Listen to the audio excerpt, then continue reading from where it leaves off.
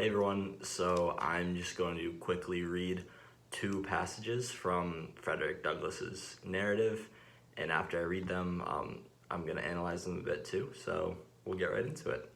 So the first one is on page 1177.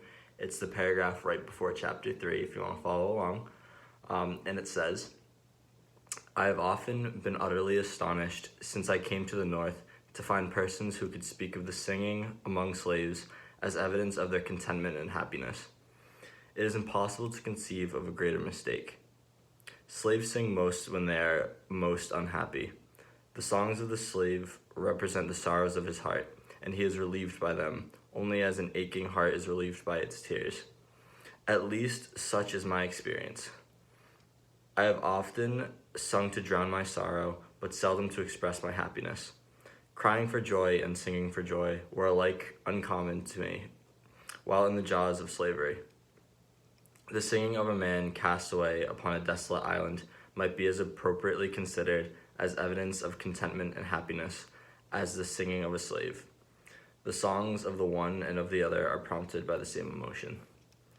So just to analyze that a little bit, so slaves singing out of contentment is sort of a false narrative, at least for, like he mentions, the people of the North, and at least in my education, I'm sure a lot of other people were taught that slaves would sing songs by fireside and things like that because that was part of their free time, and those were the moments they were happy. But Frederick Douglass really gets into this and says that that's not the case, and they mostly sing to drown their sorrows, essentially. And like I said, it really shows that white people, particularly slave owners, and the narrative from the people of the North, don't really understand the culture and hardship of the slaves. They don't really have empathy for them, and that's just such a good insight for Douglass to give, to be able to at least provide a little bit of that empathy.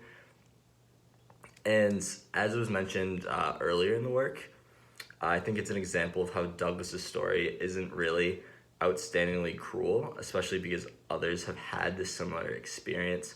So I remember in the beginning of the work, essentially it was stated that many slaves have had it much worse than Frederick Douglass has had, and even him giving us this information, I know other slaves would be able to relate to this and how they sing songs to be able to drown their sorrows and not just for happiness, like the false narrative that he put forward.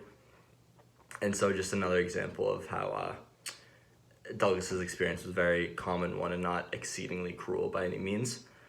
And then the next one, if you guys want to follow along, is on page 1183. And it's the last paragraph of the page. So it says, "The ties that ordinarily bind children to their homes were all suspended in my case. I found no severe trial in my departure. My home was charmless. It was not home to me. On parting from it, I could not feel I was leaving anything which I could have enjoyed by staying. My mother was dead. My grandmother lived far off, so that I seldom saw her. I had 2 sisters and 1 brother that lived in the same house with me, but the early separation of us from our mother had well nigh blotted the fact of our relationship from our memories. I looked for home elsewhere, and was confident of finding none which I should relish less than the one which I was leaving. If, however, I found in my new home hardship, hunger, whipping, and nakedness, I had the consolation that I should not have escaped any of them by staying, having already had more than a taste of them in the house of my old master, and having endured them there, I very naturally inferred my ability to endure them elsewhere, and especially at Baltimore. For I had something of the feeling about Baltimore that is expressed in the proverb that being hanged in England is preferable to dying a natural death in Ireland."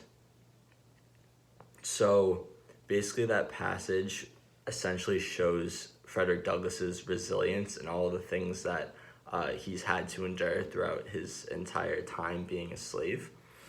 And like I mentioned with the other passage, that his story is not particularly cruel or gruesome. I mean, all slave stories are cruel, don't get me wrong, but compared to other slaves, they've had extremely similar experiences, if not worse experience than Frederick Douglass's narrative has shown. And I know he gives examples throughout the work, but essentially, if uh, if this isn't exceptionally bad, like he mentions several other examples in the work, that I can't even imagine a narrative of a slave who's had it worse. I know he mentioned slaves being shot for disobeying their masters and things like that, not coming out when their masters tell them to. But essentially, this passage really shows Frederick Douglass's resilience, and not only his, but resilience and endurance of slaves in this time period in general. So those are the two passages. Thank you for listening.